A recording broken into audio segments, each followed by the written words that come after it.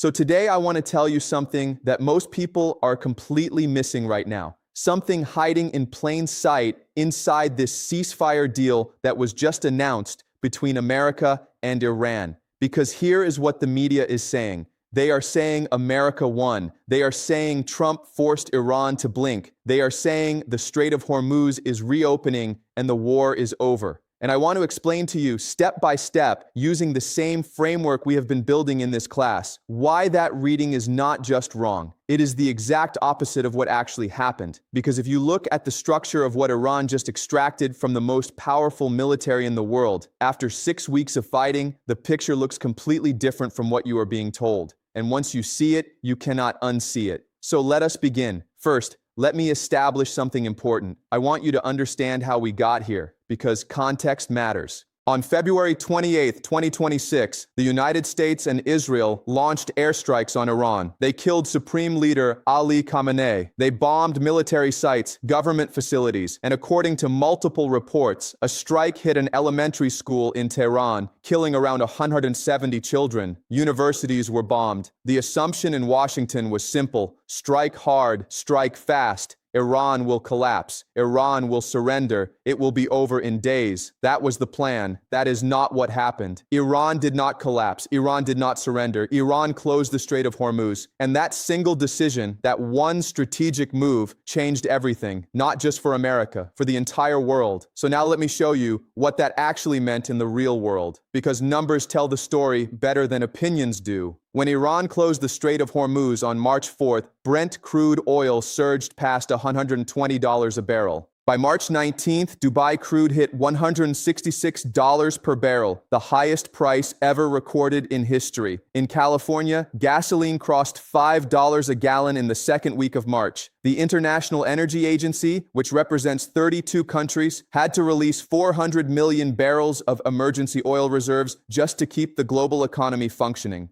Think about that. 400 million barrels. That is 4 days of global oil consumption, released as an emergency measure because one country, Iran, closed one strait. And it was not just oil. Here is what most people do not understand about the Strait of Hormuz. It carries 20% of the world's entire oil supply, yes, but it also carries 30% of globally traded fertilizers.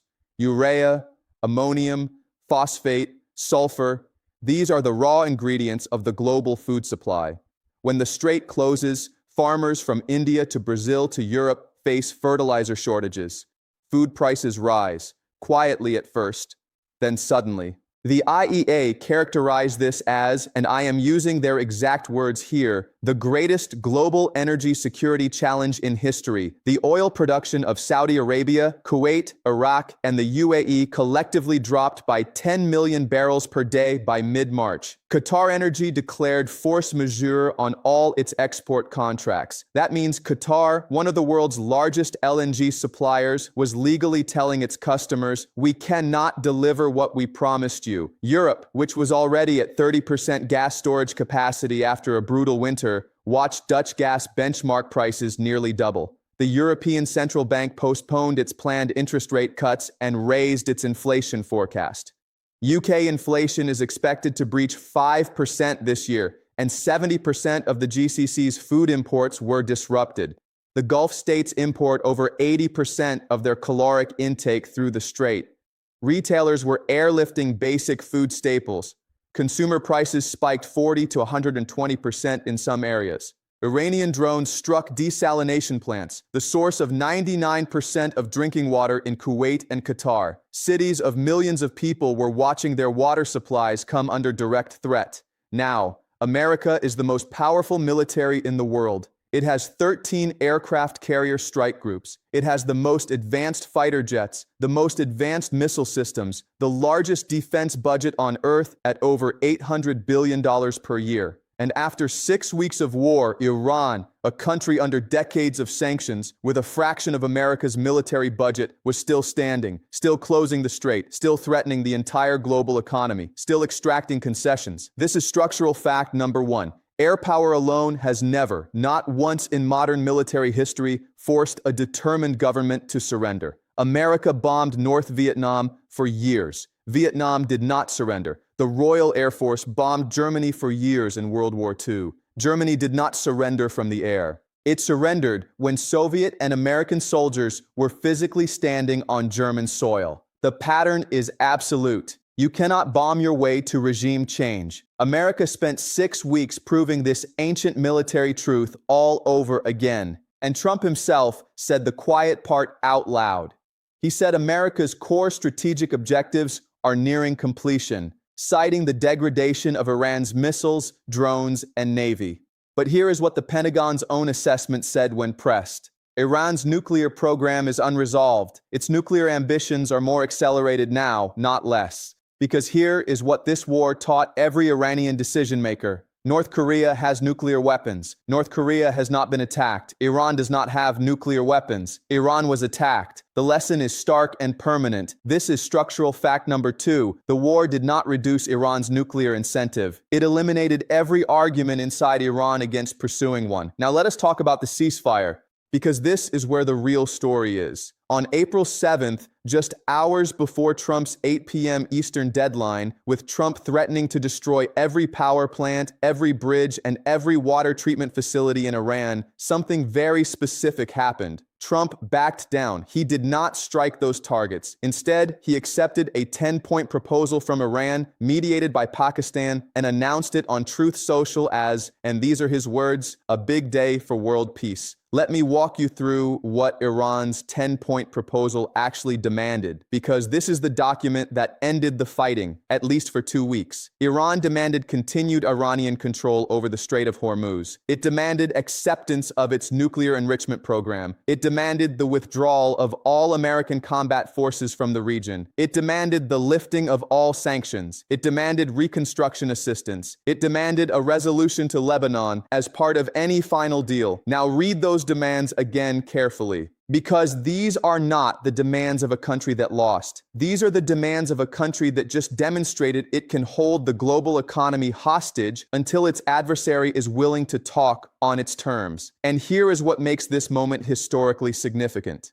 The IRGC, Iran's Revolutionary Guard, publicly stated that one of the ceasefire's key provisions is Iran's continued, and I am quoting their official statement, smart management of the Strait of Hormuz. They claimed Trump accepted that the strait would remain under Iranian control. The White House did not directly contradict this. 3 things happened simultaneously on April 8th. Markets surged, oil fell 13%. And on the ground, as of Wednesday night, only 3 ships had transited the strait. 3 out of the 120 to 150 ships that normally pass through every single day. So here is what I want you to understand structurally. Before this war started, America was the guarantor of free passage through the Strait of Hormuz. That was the entire basis of the Pax Americana arrangement in the Middle East since 1973. America protects the sea lanes. The Gulf states sell oil in dollars. The world buys those dollars. America finances its empire. That arrangement, that architecture, is what made the petrodollar system work. And for 53 years it held, because no country dared challenge it directly. Iran just challenged it directly for 6 weeks. And the outcome is a negotiation where Iran is presenting 10 demands, and America is calling those demands a workable basis for negotiation. This is structural fact number 3. The credibility of American guarantees in the Middle East has been structurally damaged in a way that a ceasefire paper does not repair.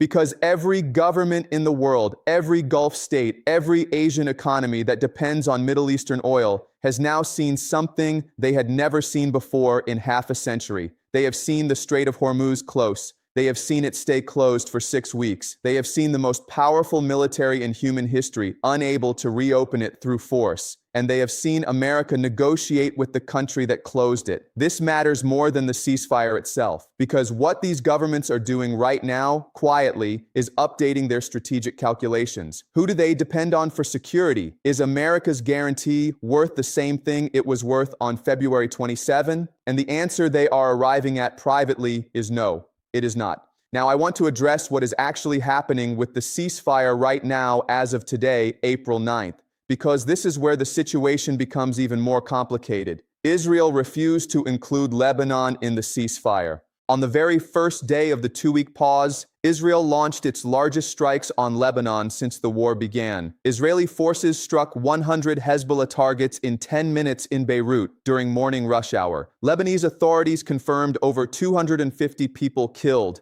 more than 1,000 wounded. Beirut alone saw 92 deaths in hours. Iran's response was immediate. The IRGC announced it was pausing Strait of Hormuz traffic again over Israeli violations. So the ceasefire that took 6 weeks of war and 13 confirmed American military deaths to achieve began collapsing on its first day. Not because of Iran and America, because of Israel and Lebanon. And this brings us to the deeper structural reality of this war that almost nobody in Western media is discussing clearly. America and Iran reached a negotiated pause. Israel kept fighting, and Iran's 10-point proposal explicitly requires Lebanon to be included in any final settlement. These are not compatible positions, which means the 2-week window is not a path to peace. It is a clock ticking down to the next confrontation, unless someone forces Israel to stop fighting in Lebanon. And here is the question nobody is asking publicly. Can America force Israel to stop? And if it cannot, what does that tell you about who is actually directing the strategy of this war? Let me now connect this to something much larger, something that goes beyond the immediate military situation. Larry Fink, the head of BlackRock, the largest asset management firm in the world, managing over $10 trillion in assets, went on public record during this war to say that if Iran maintains control of the Strait of Hormuz, the world could see $150 oil for years, not months, years. Think about what the head of the world's largest investment firm is telling you. He is telling you that the financial architecture of the global economy, the system built on cheap Middle Eastern energy flowing freely through American protected sea lanes, is at structural risk. Because here is what happens if even the threat of Strait of Hormuz closure becomes a permanent feature of global geopolitics. Insurance rates for tankers stay elevated. Shipping companies build redundant routes and price that redundancy into every contract. Asian economies that receive 84% of the Strait's oil exports begin building alternative supply chains. China, which gets 1/3 of its oil through the Strait, accelerates its energy diversification programs and its bilateral agreements with energy producers that bypass dollar-denominated settlement. The petrodollar system does not collapse in a day. It erodes, slowly at first, then faster, and this erosion does not require Iran to win every battle. It only requires that America can no longer guarantee the system works. This is structural fact number 4. Iran does not need to defeat America militarily to achieve a strategic victory. It only needs to demonstrate that the cost of American empire in the Middle East exceeds the value of maintaining it. 6 weeks of war produced 13 dead American service members, oil at $166 per barrel, food emergencies across the Gulf, a global energy crisis described by the IEA as the worst in history, and a ceasefire negotiated on Iran's 10-point terms. That demonstration has already been made. Now let me give you my 3 predictions, not as prophecy, as structural logic. I want you to test these yourself. Prediction 1. This ceasefire will not produce a final agreement within 2 weeks. Here is why.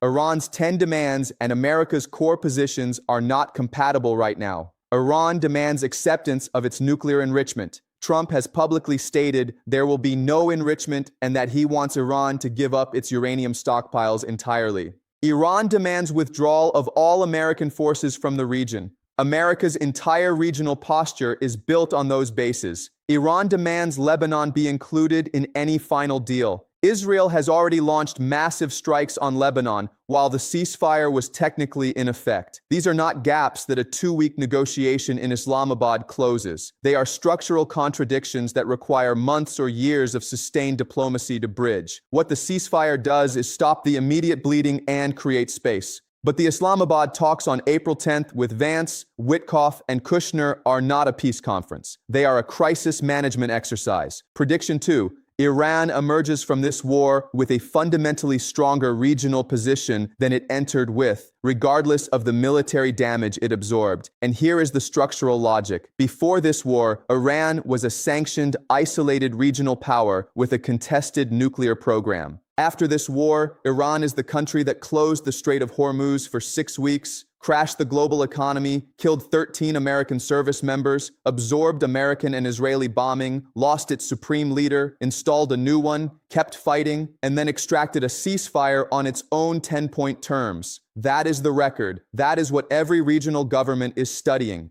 Iran also has something it did not have before February 28th. Every nuclear analyst now agrees that Iran's leadership has concluded from direct observation that nuclear weapons are the only reliable deterrent against attack. NPR's analysis of the war quotes nuclear experts directly saying Iran now has every incentive to develop a nuclear capability in short order. America's stated goal was to prevent Iranian nuclear weapons. The structural consequence of this war is to accelerate Iranian nuclear weapons development. That is not a prediction. That is the assessment of nuclear experts watching this war in real time. Prediction 3.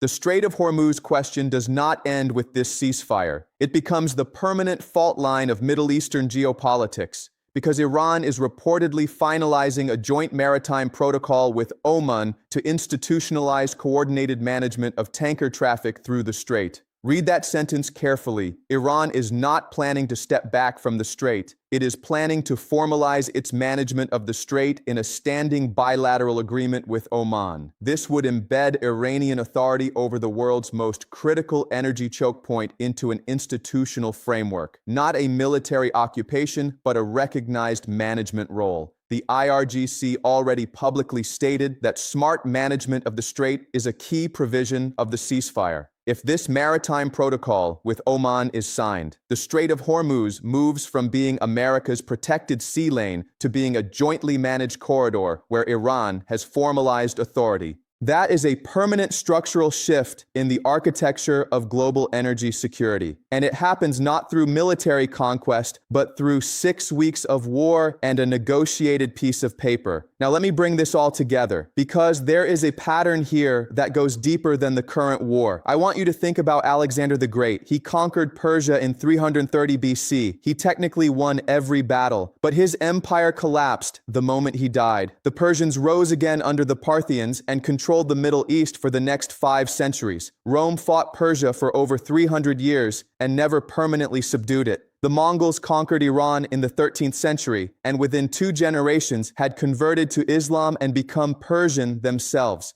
Every empire that entered Iran believing force would produce permanent control discovered the same thing. You can destroy infrastructure. You can kill leaders. You cannot permanently subjugate a civilization of 3,000 years that understands it is fighting for its survival. America is learning this right now in real time. And here is what tells you, Iran understands the historical pattern better than Washington does. When Iran temporarily had no supreme leader during the early days of the conflict, the country did not collapse. The IRGC kept fighting. The government kept functioning, the people kept resisting. A civilization that has absorbed Alexander, Rome, the Arabs, the Mongols, the Soviets, and survived them all does not break because one supreme leader is assassinated. It adapts, it continues, it waits, and this is the deepest structural truth of this entire situation.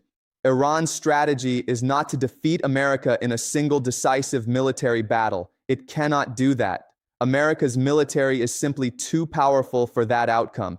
Iran's strategy is what the Parthians used against Rome 2,000 years ago. Make the cost of staying higher than the benefit. Make the empire bleed slowly. Make the financial architecture of imperial control unsustainable. And then wait for the empire to make the rational choice to leave. 6 weeks of war produced the worst global energy crisis in recorded history, according to the IEA. It produced a ceasefire on Iran's terms. It produced a situation where America's own president is talking about big money in the Strait of Hormuz, suggesting America might position itself as a commercial toll collector in a waterway it used to guarantee freely. That is not the language of a power that won. That is the language of a power recalibrating to a new reality. Now, I want to address the most important question directly. What happens if the ceasefire collapses in the next 2 weeks? The structural pressure points are clear. Israel is striking Lebanon while the ceasefire is technically in effect.